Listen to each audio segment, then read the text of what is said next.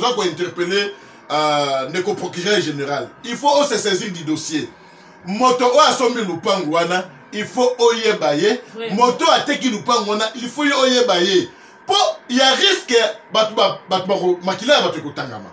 Mapangu wana depuis Flamand ezali l'état congolais. Dans à l'époque de Flamand, le premier bourgmestre Diogas nde azalaka ko occuper lupangu wana za kwa nzombo na Shaba, résidence nezali na bureau nezali na avant batonga commune ngirengire. Bah on mususu on appelle ezali kaka ba bureau ya ba quartier tout et tout. Mais notre grande surprise, Moutuma Ego Bimaono a sombi lupangu wana. Numéro 1 ya commune ngirengire Edouard Mwamba lobi azoye ba na mwana mboka plus Babilo, ministre ya urbanisme et habitat, na mwana mboka Peter Kazadi, ministre intérieur. Botala makambu oyo tolingite batu babetama batu bakufa en fait que boya intervenir mapango misa tutupesi madresse nango tolobi moko na kwa ya Shaba na Movenda, moko na kwa bola fona kata ngaba yaka, moko na kwa nzombo na kata ngaba yaka. Mapango wana nyonso ezali ya l'état congolais et mapango ngo ezali supervisé la ministère intérieur. Donc le cas ministère intérieur ils ont que superviser mapango wana, il faut passer la sorte de ba interpeller Moutouana et puis interpeller monsieur le procureur général à se saisir du dossier afin que Moutouana ba interpeller à l'accès moto à tekela ki ba na Moutouana pour que à récupérer mon cela te le dit le la yenda la première personne ya ngirengiri. Donc on a eu tout ça avec acte de vente. Moto a sommé du pango à l'exabiso pour que ma document le pango les ali na bureau ya quartier ou na quoi et c'est dans la deux quartiers. Et dans le quartier Kartou, na quartier Biomi. Donc est-ce que na quartier ou na quartier ni balé wana donc tolingi ba muto a sombi aya wa bisa fala bala ngelingi mutateki la le pango yo ezali bourgmestre. Tout ça bourgmestre mutateki la qui est. Vous tout la bourgmestre. Mais ça bourgmestre c'était dans la muto moko o ateka kanu ala na muto la en fait a récupérer mon là sur le et c'est là et aussi marqué. Est-ce que ça me rappelle le pango ya commune bebo et le Zuvida il est tapé si mon père a sombi. Non et ça la magaté mais ceux qui moto o aza sur place. Ayebi sens ya responsabilité de plus petit la bâtiment et ça vous la carte à commune et ça la mutumo azo to nganda kwa netage la carte à commune à ngiringir to moni mawo donc mutu individu la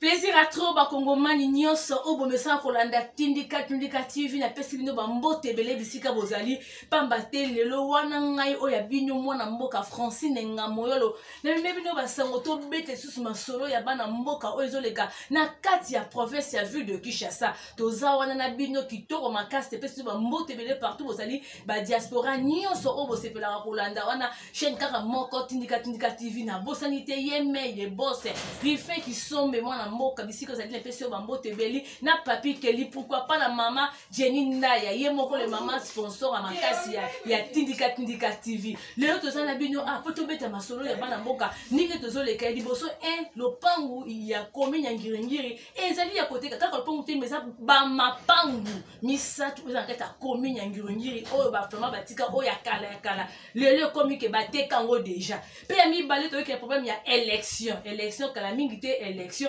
préparation élection ezokende ndenge nini pe tozokende na pe ya troisième non tozo kota na oetali social parce que balobi to ya dollar ezali susu ya kovanda te ezo bouger alors na plateau lelo nazanga morote naza na président Moussa ye oyo za pembe nanga ye oyo donc tozi konima mission o biso mibale mbote mwana mboka président Moussa mbote ndeko mopanzi sango.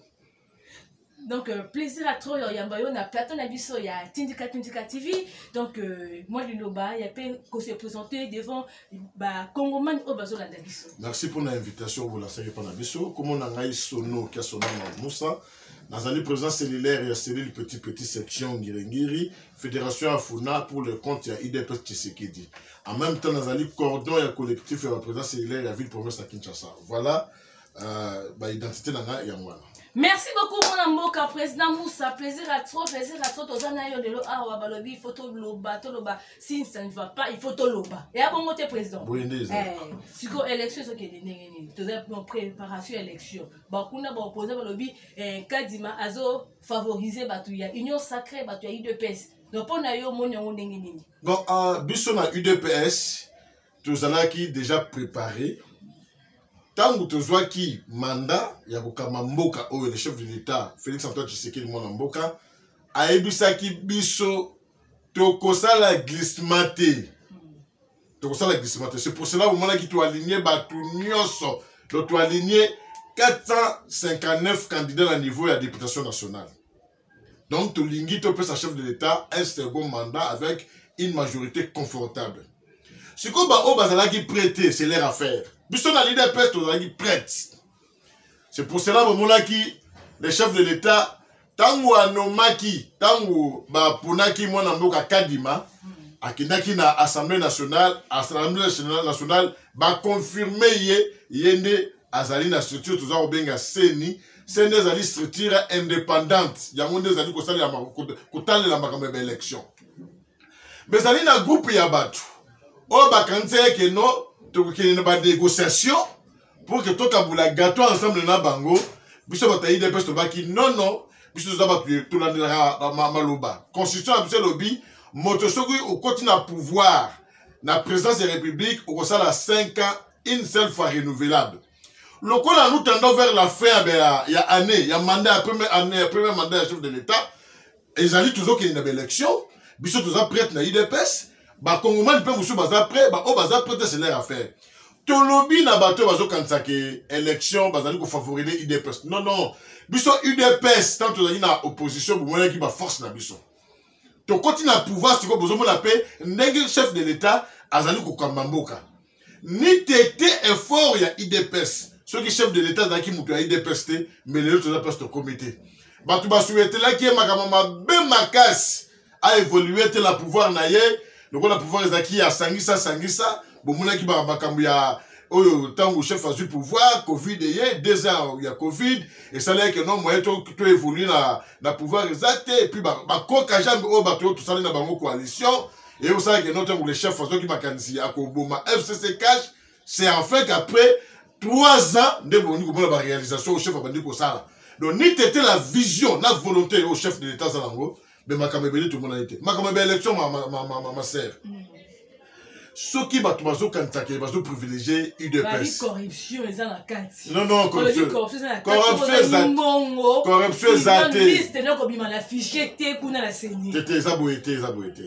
et ça qui va se qui n'a pas tout qui est enrôlement. Yo okeye enrôlement aux 4 d'électeurs. Yo moto olobi que non ngala na postulé na niveau national. O sali ba rempli ba formule nyonso o seni epesi. Ba retenir yo comme candidat. Mais ce que ça l'ancrage té, vous la batuté. O bima député té. Bato de banani. Batu ba pona non. Ma kabele chose dans la coopération té. Ba o ba ko pona ba candidat ba député nationaux. Et ça, le rôle de la Funa, tout ça, on a 12 sièges. 12 sièges. Donc, au Kabolango, n'a pas tout été. Biso, tout ça, la population, il y a Funa Mobimba, bah, après, ça, biso, IDPS, tous les 12 sièges, voilà. Donc, awa, ma grande élection, et ça, ma kamouté, que, oh, corruption, tétété. Soit la corruption, mais le Kadima, Zawalati. Kadima, Azalaki Moto, a invité, bah, institution internationale, bah, y'a auditer fichier, wana. OIF, bah, c'est un gars audité, mais bah, un gars imposé, alors que Seigneur Zagi na timing, et puis c'est na OIF, bah, audité pour 6 jours. Et ça, ben, si on va auditer, on va constater que non, quand il m'a avancé par rapport à Missano, bah, autour de ça, c'est vrai, quelques doublés, on a qui, bah, l'on a qui en go. Mais, bah, toi, bah, non, tu es battu, oh, bah, non, fichier, la publicité la bangote baton ba iboyebi bango baton boyebi bango na za tina na lobi la bangote fichier ya seni ezali tellement kitoko oyo batunye so baza ko sepela lango bomoni bandeko ba ba sepela ka bato ba kata nyo sacré non est-ce que Delis c'est sanga attends la pouvoir matata pono attends la pouvoir Moïse Katumbi dans le pouvoir. Si ma partie n'a bango s'enrôler et puis non mbongo pesa mite. Est-ce que yo osa la battre? Oh yo le but que non au listé bango ou aligné bango pour ba député national. Beaucoup plus de pour la campagne. Beaucoup plus de pour la campagne. Élection ça la maka Bon, petit batou nde ba voter bango ba bima pour la majorité, soit bima deuxième, soit troisième. Donc, voilà ba mettre l'élection madame. Bah on va prêter c'est l'air à faire. Nous à l'idée nous sommes prêtes. Tous allés to aligner batou, ce que tu comme sur la phase il y a recrutement et témoin pour la formation. Tant vous m'a cambié l'élection goya pour que toi accréditer ba témoin dans ba bureau na biso nyonso à travers la République. Dans ba bureau à Seni. Il y a bureau à Seni, ba bureau oui na bureau à Seni. Donc nous avons la phase de recrutement. En tout cas dans une semaine là, tout ça déjà le secrétaire général a Ayem Sakibiso to recruter ba témoin pour que ba que na formation pour ba lecture ali madame. Ba ba quand il y a lecture zaté, to que le dialogue, to que les négociations, plus que exact madame, les chefs déterminés et président Seni a déterminé, nous allons aux élections et puis nous allons sortir la tête haute, nous l'IDPS. Voilà. Félicitations au roman Bakongomon Bandé Kozani Ango Yonde élection Fouezala. Mboka Neta Molraboui. Mboka Neta Molraboui. En tout cas, moi, Mboka plaisir à trois aux années la plateau n'a vu sur Tindika. Commune Yangiringiri Balobi Kuna ça ne va pas, ça ne va pas. Bah ma pango oh ils ont la carte à commune Yangiringiri Balobi bah mingi si bah teki ma pango à commune. Lokola ya Bolafa, lokola ya Nzombo, lokola ya Movenda, eza ndenge nini yo poza moko ya bayimbo ko bazala cha Ngiringiri. Na Ngiringi tokali sangwana episaki biso pasi na mawa. Ezali na ndeko moko alekaki ministre ya urbanisme et habitat. Azalaki na tangu ya mwana mboka Joseph Kabila, azalaki ministre. Na niko tanga komo na ete pona sa publicité na ete. Mais to sengi na ministre plus mobile ou azasi ko ministre urbanisme et habitat. Prédécesseur na ye ou quoi ba prédécesseur na ye ba le bio non ba kutana na ba onel ba teki lupangu wana oya Movenda ba teki on a 60,000 francs 60,000 dollars oya 60,000 dollars oya kwa Movenda na shaba oya kwa Bolafa na sosa na ba ya ba teki 80,000 dollars bon ya Nzombo oya Nzombo ba somba kango kala mais ba kutaki résistance c'est ça pour isikala mapango na somisa tu ezali mapango ya l'état congolais sur cette ans à quoi ya quoi Nzombo sur cette ans à quoi Bolafa sur cette présent à quoi ya Movenda na chaba tokitaki na terrain na bubu mestre o ya sur place moi na mboka Edouard Mwamba tokitaki wana tokomaki na o ya na Bolafa bayimboka bazalaki wana basalaka na commune na ba policier bazalaki wana balobaki baza menoncer bazoya ko déclarer que ba libérer bango bazana batika ba libérer ba bureau tika la vie bango bazo mapango na bango tosolaki pe na colonel o ya sa wana na winza bayaka wana yé pe lobi bango pe bazo menoncer bango kaka na problème kaka ya lofangu pe mutu asombi yango azoyeba na te donc tosengaki biso balangiri to lobi moto ateke lopangu wana na moto asombi c'est pour ça que toza ko interpeller ndeko procureur général il faut se saisir du dossier moto o asombi lopangu wana il faut oyeba ye moto ateki lopangu wana il faut oyeba ye po il y a risque batu makila batu kotangama mapangu wana depuis Flamand ezali l'état congolais dans à l'époque de Flamand nde tonga kango le premier bourgmestre Diogas nde azalaka ko occuper lupango wana ezala kwa Nzombo na Shaba résidence nezali kona na bureau nezali kona avant batonga commune Ngirengire ba o mususu wana pe ezali kaka ba bureau ya ba quartier tout et tout mais notre grande surprise mutumwa yeko bimaono asombi lupango wana numéro 1 ya commune Ngirengire Edouard Mwamba lobi azoyeba batongo tepe totunaki est-ce que au sola tana mon côté moi versement bongo toni na lobi azoyeba te en tout cas atikali ko muzwa rapport à mutute ya pe atikali ko kutana mutute na propriétaire mapango wana c'est pour cela que lobi lokola yenda zali première personne ya Ngirengire lokola yetu mtasalaki acte de vente moto asomaki lupango Alex Biso puisque ba document lupango nezali na bureau ya quartier wana po est-ce que dans la deux quartiers et dans le quartier Kartou na quartier Diomi donc est-ce que dans le quartier wana ba quartier wana mibale wana donc tolingi ba mutu asombi aya wa bisa na bala Ngiringi mutatekela ke lupango yo ezali bourgmestre so que bourgmestre mutatekela ki e biso tolanda bourgmestre mais so que bourgmestre c'était ezala mutu moko o ateka kango ala na mutu ala en fait a récupérer mbongo na sinon te esikana e aussi maté est-ce que ça me rappelle le pango ya commune bebo un individu ayepe apesi mbongo pe asombi non et ça la magate mais ceux qui moto o aza sur place ayebi sens ya responsabilité to petit na batini na batire et ça on la carte commune et ça la mutu mo azo tonganda kwa étage na carte commune Ngirengire tomoni mawo donc mutu individu la commune Ngirengire mutu pena aye ko tongandaku et puis aux hommes de la forme bena za résidence ya mutakolala donc mutu zo lo bangate C'est parce que prédécesseur c'est parce que prédécesseur il y a bourgmestre oyo ne autorisé qui azwaki mbongo azwaki kaniaka pour mabele ya l'état yo muto ko ikondimate obebesa mbongo na yo auto muto atonge pa muto otongeli muto sikoyo mabele ya l'état congolais oui ça sonne vraiment mademoiselle Kanamboka na biso en tout cas vraiment nazo senga na bino boza wana boluka solution ni penzo boki ko senga pour boza solution ya bien na mutu wana boluka peut-être bokanga ye bato bazoya kotala lopango wana moya ko tiba maboko ezate po bango babimisa mutu oyo abatami na sima na bango te ndeko c'est possible ya to senga na mwana moka plus babilu ministre ya urbanisme et habitat na mwana mboka Peter Kazadi ministre intérieur botala makambu oyo tolingi te batu babetama batu bakufa en fait que boya intervenir mapango misa du topesi ba adresse nango tolobi moko la kwa ya shaba la movenda moko la kwa bola fa na kata wenda bayaka moko la kwa nzombo na kata wenda bayaka mapango wana nyo sezali ya l'état congolais et mapango ngo ezali superviser la ministère intérieur. Donc, le quoi le ministère intérieur, ils ont dit superviser mapango wana, il faut passer en sorte que interpeller Moutouana et puis tu interpeller monsieur le procureur général à se saisir du dossier afin que Moutouana va interpeller à l'accès moto à tekela qui bala na Moutouana pour que à récupérer mon naïe. Mais si on soucie ça les états Moutouana oyazo ya wana bokangi botie kamba moko maboko parce que botie maboko yenya robimisa Moutouana na simana e. Biso to recherche pour ça la justice c'est la justice né à ça la makamwana pour que commettre fin na des jours donné zali ko guetter biso na kata commune ngenge.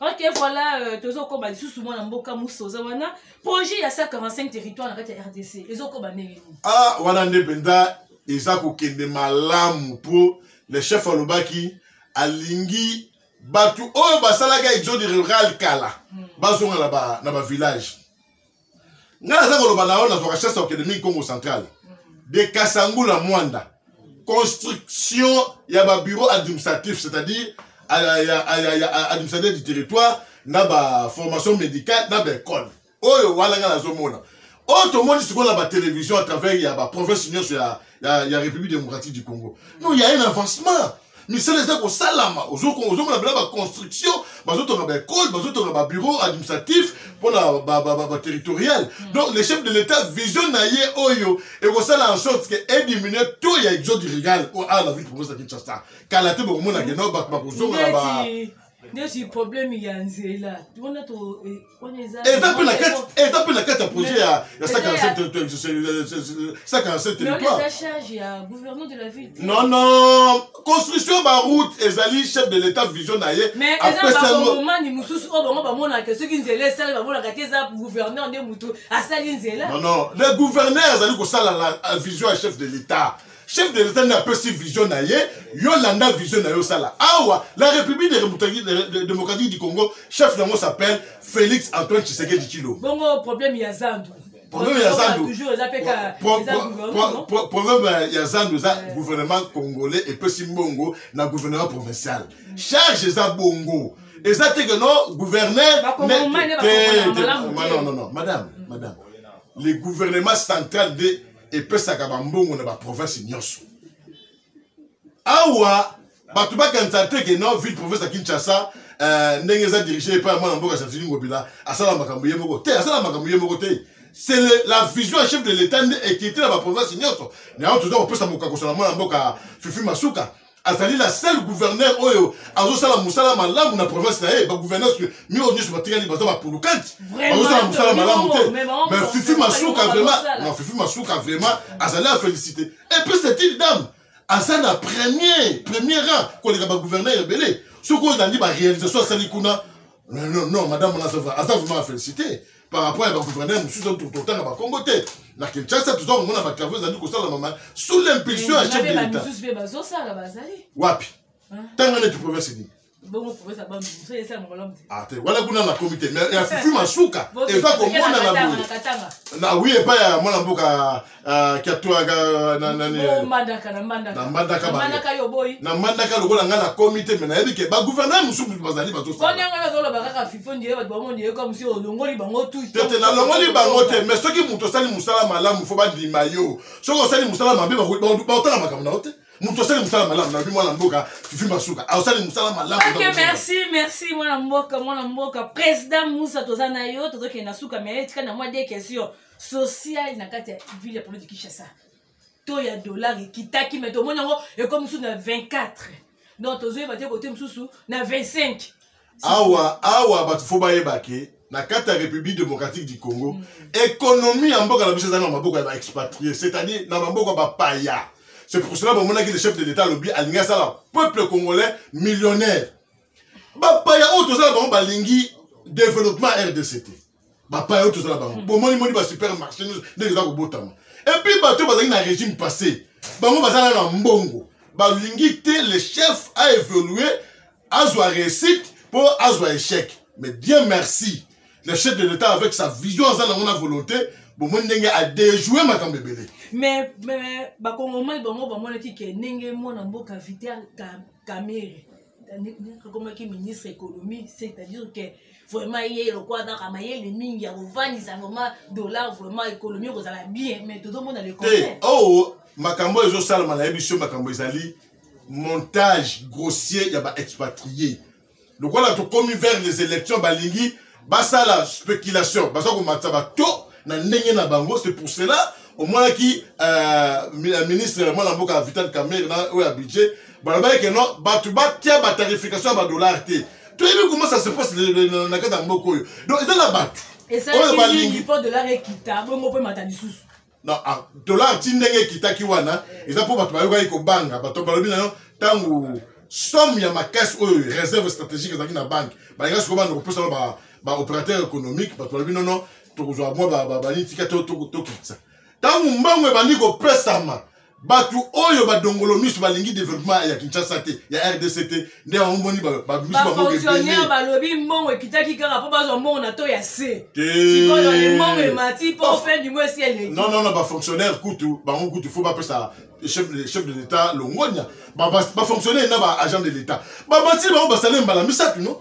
Na l'époque ya bato ba auto koleka. Ba bolo ba salaire ndengona. Non, le chef de l'État a la volonté. C'est pour cela que mon ineti usine, il y a fabrication de tenue à militaire et salami. Bateau non, oh, azar capable de doter de militaire tenue. Maintenant, basali usine, il y a fabrication de tenue à Kinshasa. Donc, il faut carrément. Basali usine, il y a montage de wagon à Kinshasa. Basali usine, il y a fabrication de bus à Kinshasa. En termes, il y a une infrastructure pour le battre. La construction de là. Et salami à travers toute la République. Social. Social, c'est un peu madame, Lelo, Toya. Madame, Yebsanga, Nana Dotina, Bamatama Tembele. Matembele. Nana Dotina, Bamatama Tembele. Matembele, Nana Dotina. Ceux qui Congolais m'ont tellement bêté. Ya mama no bondo ka bisa na tango. Mati biloko pe mati. Eza motema mabe ya congolais. C'est pour cela qu'on doit être Tshisekedi. Abana koloba boza na bolingo ya congolais na bolingo ya Congo. Mais biso ba congolais tomi lingité, tomi lingani pété. Ka ko tina ba posa bitabe. Non, but faut féliciter Makambo le chef a sali en 2 ans. Pour na 5 ans 3 ans, ils ont qui sangisa le Covid, mais la réalisation du conseil dans Nicolo, so mutondi bien au comme ça biso à travers la construction de la route, biso à la Fona, tout ça premier à travers la République démocratique du Congo, Fona modèle batoni banzela et puis au continent na ba chango kuna na ba lukunga mone ba banzela bazali kotonga, osala ba canicité, ba tu faut pas la reconnaissance.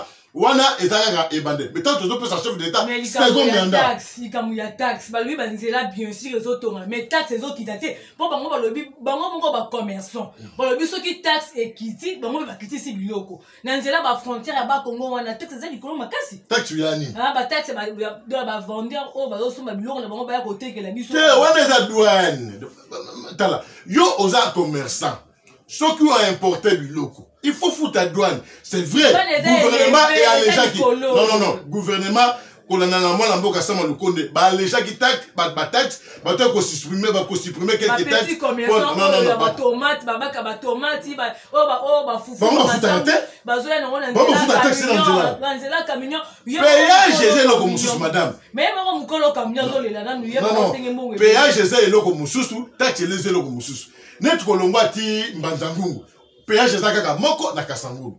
Taximen to mutuka munene eko futa. mais tant au comme kuna tant aussi ba commerçant ba oteka ba makala ba fufu ba kwanga ba ni yone mukolo mutu kanda ofuta ni pour se webike so comme attends ba oteka ba futa ba dola ba ya mutuka donc à la sociale hein ezaka koliate po biloko longwana intérieur et comme la Kinshasa so nzele zate ko komate madame est-ce que ba bomi onata bala ba bomi onata régime parce que ba bomi onata basali ba port privé pour la ko boma onata les chefs de l'état tellement dans la vision à ma casse yango boni konini kalate bo mona ba très urbain ozonga mais singa yebi to ko na tana yebi te ya moment ba yebi madame ba yebani régime parce que ba bomba ke onata régime des eaux national bangonde ba comment ba fournisseur ya ba entreprise wana comment expliquer au jour de la SNEL yemo ko tuma ko courant bien te to yebaki makamba de stage te ndoko mais tango n'a fait des mais Dieu merci na déjà ba tu ko nommer sur comment la mboka Lucine de Fabrice oso constater que courant zongi normal mais approche mukea ezali ezo senga na biso le quoi l'appelle ezine ya fabrication ba câble ezongi ko sala na Lubumbashi et sur les tkali ezine ya banini ya montage ya ko sala fabrication ba transfo pour que situation SNEL et comme appena calme na negetan ba sala inauguration ya station ba sala na Kintuka kuna ba pour comprendre que non fait des aussi là des stages peut aussi là voilà plaisir à trop la Congo mania boza branché na tindika to okende na suka émission président Moussa au mona qui francophonie avec na mboka na biso francophonie qui essaye wanande kitunga wanande pena chitunga bato bakante francophonie aussi baté ba constater que peuple congolais pour ce bato de même intérieur ba yiki ko participer na francophonie ba moni bato ba outi les 40 pays ba yaki akeyo ba constater que ba moni que non peuple congolais a pena peuple moko sociable. Mais balobi bato belo bayaki na francophonie baningi ozonga te baboyi kozonga balobi bazonga te parce que bamoni RDC batika kaka bamususu bakimi non pour ba constater que akei na ndenge chef a honoraki bango madame chef de l'état a se déplacé de sa résidence ailleurs qu'on participer à la francophonie du début à la fin mais vous comment ça ne s'engote bato bandoko lo bakende ko sima te francophonie ainsi même bato bazana l'opposition ba benga kibiso ba benga en tout cas vous avez gagné le pari donc franco moi j'étais au stade bato ba qui opposé ba benga ki besalinga bien makasi je te dis moi on m'avait appelé par des gens ba en tout cas vous avez gagné le pari les dimanches jours à Clotilde non publicité là ba monter les dimanches au stade de Martyrs stade de Sanzi moi j'étais là étouffé. J'étais obligé, n'a dit malibanda pour le moyen aération, mon pepepo, n'a se ressaisi tout et tout. Et ça de samedi, stade de Martyrs. Après, on va pour le bakeno, Félix Géré de Balingé. Papa Yemi coupe la carte. Papa Yemi la carte que nos chefs, Yebela, deuxième mandé. Pas congolais. Papa Yemi, chef, Yebela, Félix, Yebela, deuxième mandé. Y'a sûr. Vraiment. Mais la moni babongisi stade ya FM kitoko, babongisi stade de Martyrs kitoko. Est-ce que vraiment ils avaient un rapport francophonie ya kito érotique à la bongo, sué non bandolandi la vraiment chrétien nango vraiment comme une femme. En tout cas, tu peux si le monde la mona mboka Kabulo moi la Kabulo was ministre à la jeunesse, non ministre à sport plutôt. Ba infrastructure voilà bo moni wana etikali pona ba congolais. Bo bana ngi chef akali ko encourager ba tilette na biso. Soki lelo ba infrastructure wana est commis boye donc ba sport nyoso tozala nangwa ba karaté ba judoka ba boxeur ba nan tout ça ba zu ba place ya ko sala ba exercice donc ko sala ba entraînement. Donc, la prochaine rencontre, on va Mikele Moussou, tout le monde au Kenya. Bon, Moni, tu as 33 médailles. Congo. 33 médailles. On va te demander, 33 médailles, s'il vous plaît. Donc, c'est quelque chose à féliciter. Donc, le chef de l'État, vraiment, de passer mon kakoswa pour la réussite à la francophonie. Donc, à où est-ce que tu as 4 na coupe d'Afrique le part au Kenya pour na battre record, tu récupérer ce coupe. Vraiment plaisir à toi mon mboka tokobi na suka mo liloba suka na ba imboka ba kongomani o balandi biso na mission le surtout ba na commune ya Ngirengi o bazolela ndenge bazo ya bateka bongo mapangu na bango ba individu bazo ba mbongo ba lia lelo peuple ya donc kuna na kati ya commune ya Ngirengi le bourgmestre azawana na ma miso azolwela na ma miso okolo banini to sangi na bala Ngirengi nyoso biso no surtout telema sima ya mwana mboka Edouard Mwamba ou azali bourgmestre ya commune ya Ngiri oyo wapi azali kolandela ba vente ou salami illégalement ya mapa omisa tozana commune na kata commune ya Ngiri oyo bozomona na bilili wana ya kwanzo mona sosa kwa bola fala winta bayaka et puis na kwa movenda na shaba to sengi na moto oyo ateka ki lupango wana na moto asombaki ba kuta na bango afin que ba silana ou soit monsieur le procureur général se saisir du dossier au kota makamboyo et puis vice-ministre intérieur moi mboka Peter Kasadi to sengi na yo na ministre urbanisme et habitat botala ndenge ni ya kosisa makambo po biso bana ngirigi to lobi tozala sima ya chef de l'état to liite mapango wana etekama po ezali bien ya commune ya Ngiri et puis ministre intérieur botala na beaucoup ko réhabiliter mapango wana po ba service ya l'état congolais ezali na kati to pesi bana nyoso ya Ngiri mbote to pesi bande konoso ya diaspora mbote makasi na bande konyoso botutu ba postulé tozali ko sera boze la tangu ya campagne to ko pesa mordre de la population ya Funa à travers la Kinshasa et puis la République démocratique du Congo afin de pesa la chef de l'état une majorité confortable à lui. Merci Mingi. Et voilà, bon s'abonner, vraiment na Tindika TV original et takara moko na yemo na mboka rifme qui sombe. Balobi yene les boss. Donc musala kitoko na boss était papi Kelly, boss était maman Jeninda ya kuna aux États-Unis, na boss était Kapa ya Junior, balobi les grands monteurs, yemoko na yemoko na Clovis na Clovis Konde. Donc mbote les personnes ozali mwana Londres. Donc na yo moko pe na bosanité yo moko le bourgmestre numéro 1 ya commune ya Ngiri Edouard Mwamba mosala kitoko zo sala oya roboya yo zaka ndo azofala kaka ndo kipo boya yo. Alors pourquoi pas la pesa mbote na donc na mwana mboka ye patie libaya na ye donc ye pas na besoin ya soutien ba soutenir ye wana na moni Willy Shekola honorable Willy Shekola na bike bo simba kaka donc na pesi nyo mbote belo bolinga ngaite na bosse famille Gamolo la bosse nité Bosco Mbala Olivier Voto bon là tellement ebele c'est notanga awa tokola lawa donc ngana bino tim ko yeso ya to kutanika amen bye